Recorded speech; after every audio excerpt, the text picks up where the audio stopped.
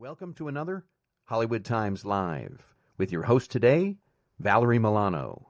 She'll be interviewing director Paul Boyd and star James Duval of I, Challenger.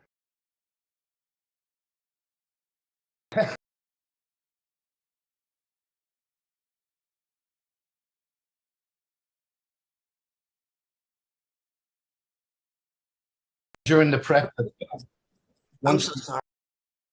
the prep of the film, when we found out these kids were doing it in Russia, there were people who actually started doing it on YouTube, and that kind of validated the idea more for us. So it was, so it was kind of wanting to come from a place of a stoner comedy and mix it with a contained thriller, and that kind of how that came together. We just researched and a light bulb went off.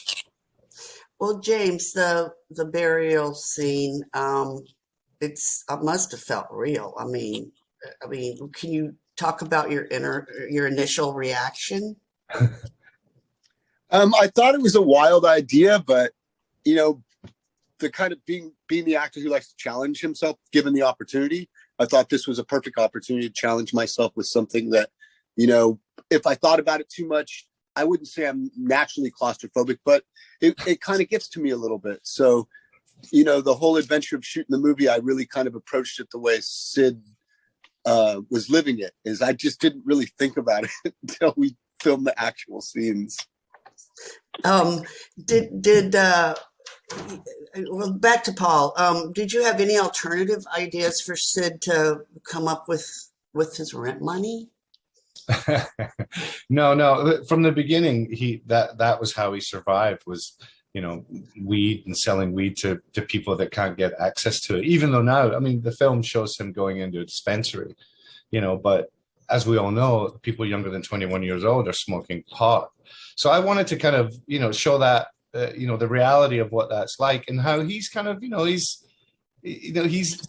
people can look at him negatively in the beginning of the movie. They go, who is this guy selling weed? But as the film goes on, you kind of understand he's a really sensitive, good guy, and you kind of get to like him. And by the time he's in the box, you're kind of there with him. That was kind of our angle. Got it. You're known for directing music videos, and how does directing a film differ from directing a music video? And do you enjoy one over the other?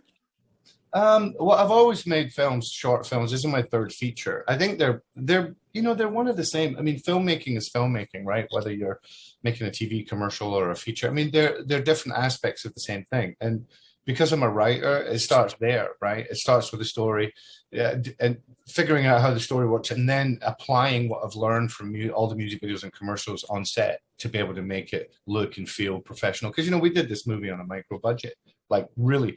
And I think the experience I've had just allowed me to kind of, make it look and feel legit. But, it's a learning curve, right? I'm still at the beginning of my feature career. So, the next one will be better, and the next one will be, that's the curve we hope to be following. But, it was, but we did it in 12 days too. We were so challenged. The name of the film is no joke.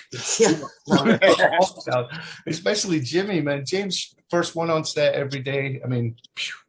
He was amazing to work with, and he really became Sid, you know what I mean? And we relied on so much of James's talent and personality and experience to kind of bring the character to life. And he really did. It was, it was great working with him.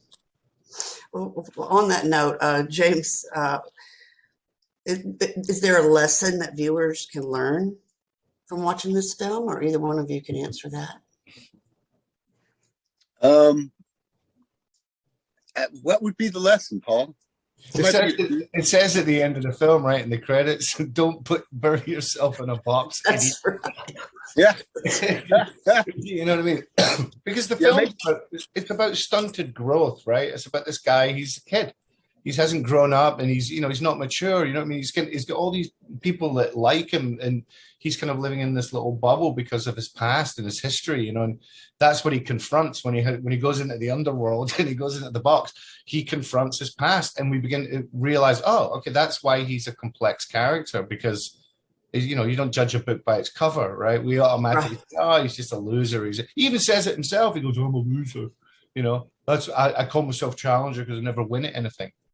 So, it's that point of view. And when the paradigm shift happens and his point of view changes, then things start to change in his life. It's a simple love story in the end. For me, that's what it is, but framed within this kind of wacky caper, I guess you'd call it. Yeah, no reason to put yourself underground prematurely, right? There you go. Well said. I want to talk about social media because it plays a large role in this film. And how much of an influence does social media have over you guys in your life? Very little for me. I try to do it because I do have fans out there, and I appreciate them because I can't believe I have any. But I'm really bad at posting stuff and communicating and updating, just because I don't really come from that generation. So I never really kind of adjusted. I think like I've become that older guy that people used to make fun of when I was a kid. It's like, oh, you just don't get it. My generation never did that kind of stuff. I've kind of become that guy a little bit. Like, well, I don't need that to talk to people. You just call me on the telephone. You're still young though. How old are you? 49. 25. It looks like he's 25. Look at him. Totally. Yeah. I'll take that. Thank you. It's all that good living. Yeah. Anyway, for me, the social media is a big part of this film because, we're in the social media generation, and that was why it becomes an internet challenge, and they put it on the web because it was about, bringing all these people together to experience it with them, right?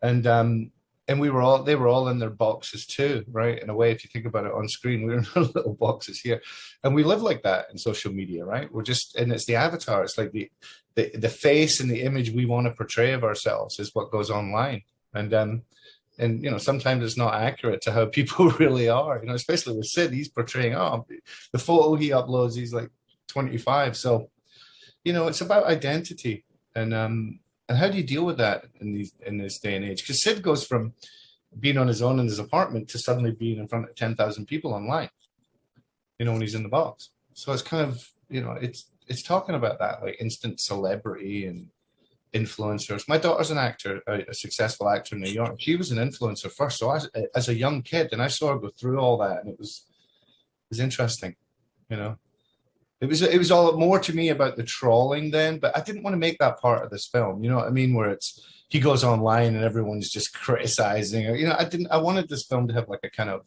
light to it. You know what I mean? Because Jimmy's like that. He's like a light. You know what I mean? So positive and just great. You know what I mean? And I wanted the character to have that.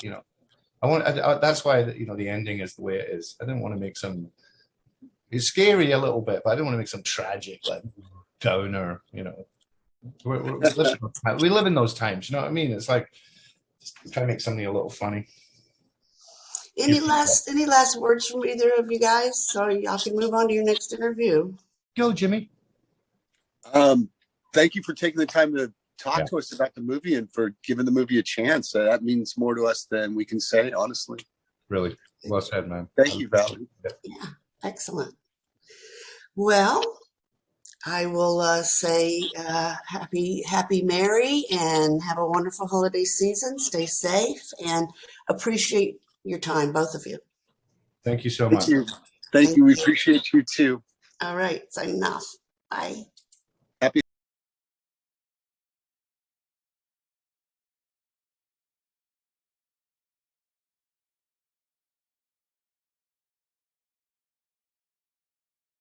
We thank you for watching and suggest you subscribe to this channel for the next Hollywood Times Live.